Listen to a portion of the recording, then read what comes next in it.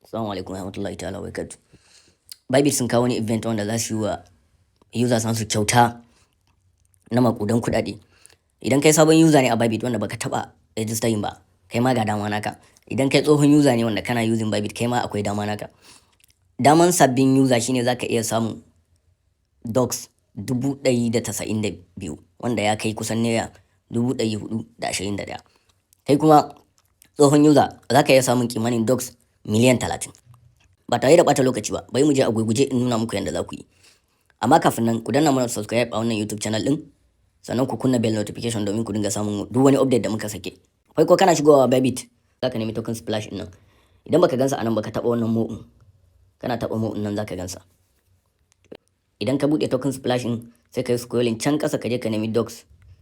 Yawa, ga ibin na docs din. Sai ka taba complete now din. To kana bude zai kawo page din da zaka yi tax din. Bybit sun waye kimanin docs biliyan 2.475 domin su yabawa duk wani wanda ya participating a wannan event. Event din ya kasu kashi biyu, akwai na sabbin user, akwai na existing users. Idan already kana amfani da Bybit akwai naka. Idan kai baka taɓa amfani da Bybit ba, yanzu ka bude Bybit ka zo kai ma akwai naka ka san. Ka duba video description din nan, zaka ga na aje link na registration na Bybit. In baka da Bybit ka bude, kai maza ka bude domin ka zo ka ci wannan garabasan. Wannan event din zai kare on 9 September. An fara shi ranar da aka yi launching docs on 26, zai kare on 9 September. Kai soyi yanzu ka je ka idan baka da Bybit account, yanzu kai soyi ka je ka bude Bybit account.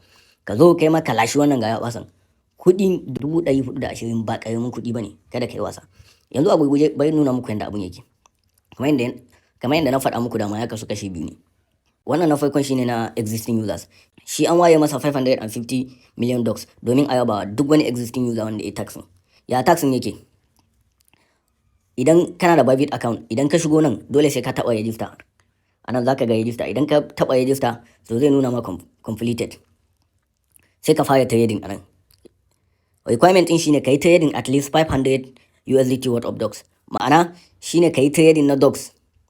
Siya da sayarwan docs akan spot rate na kimanin kuɗi dala 500. Idan har ka kai wannan matakin, to you are eligible to the offer. Idan har trade naka bai kai ba, to you are not eligible. Kaga ni yanzu ko ba ka ba, yanzu na fara.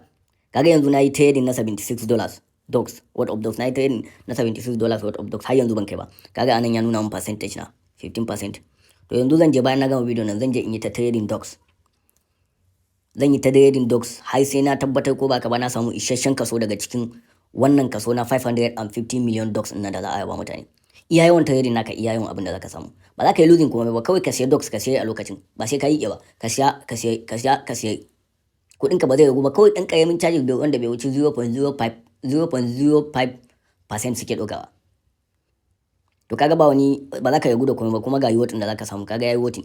Na ƙasa kuma shine na new users. Na new users nan ya mafi daɗi, is less competitive, kuma ga yiwuwar nan za ka samu. Baka taɓa amfani da Bybit ba, yau kana shigowa ka samu imani irin wannan kuɗi 192,500 docs za ka samu. To me kake jira? Kai maza ga link nan na ajiye a description. Ka je ka yi register Bybit. Idan ka yi register Bybit, link ɗin guda biyu ne na ajiye. Akwai na register Bybit, sannan ka register, sannan akwai na register event ɗin. Na farko, link na farko shine wanda za ka yi registration na application na Bybit.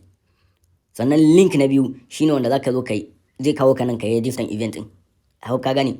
So idan baka da Bybit account, kai link biyu zaka bi. Idan kana da Bybit account already, kai link ɗaya zaka bi. Na register wannan event ɗin kawai zaka bi in kai existing user ne. Yawwa shine abin. To bayan ka register, ka yi verify account naka, sai ka zo. Kana shigowa nan zai nuna ma inda zaka yi register. Sai ka register. Bayan ka register, tax ɗin guda biyu ne. Ka zaɓi ɗaya wanda ya ma sai ka yi. Ko ka yi depositing 1 million docs na farkon, ko kuma ka yi depositing 100 USDT. Wanda bai wuce 150 ba, ka zo ka siya docs nan, ka siya docs kawai ka siya docs a lokacin na dala 100 ka siya da shi. Idan ka siya da shi a lokacin, you are eligible to earn this 192,000 docs, wanda za a yaba shi on 9 September. Kamar yadda kuka gani on 9 September za a yaba shi insha Allah. Wannan shine abin, ba wani wahala bane da shi, ba komai ba. Idan ma kana da Bybit account, zaka iya buɗe wa kannanka, ko zaka iya buɗe wani abokinka wanda bai da shi. Kawai ka samu ka sa kuɗin a ciki, ka siya docs ka siya, sai ka je ka siya sai ka fitar da kuɗinka a ciki, ka maida cikin account naka. Ka jira 9 September domin karɓan wannan yiwuwar.